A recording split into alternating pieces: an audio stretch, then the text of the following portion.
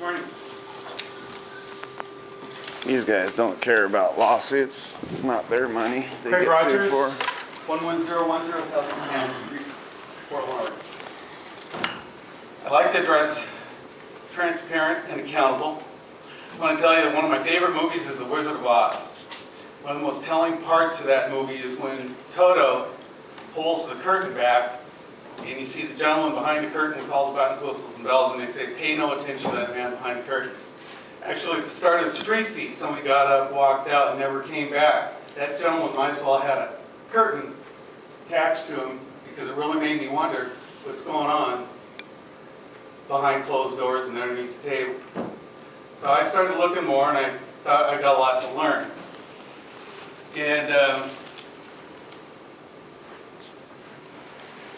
when I started looking at some of the things recently that have occurred, let alone what I know in the past, for instance, the airport deal, path to nowhere, and the way the real estate deals were done, and how it's not just a percentage, but actually 100% in some of the things that times over the value of them, and where the city lost the value in these real estate deals.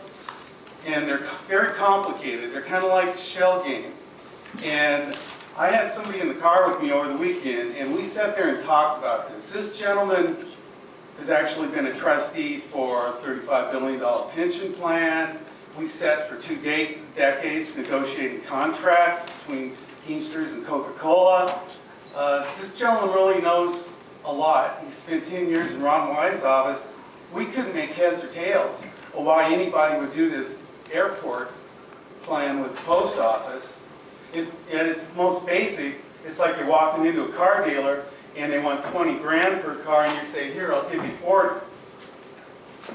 So when I look at the front of the Tribune, and here's a woman and children's shelter, and they don't have the money to expand and to protect these people, it really makes me wonder how the city can do these deals where they're giving away millions and they can't come up with the money to protect the homeless, women and children.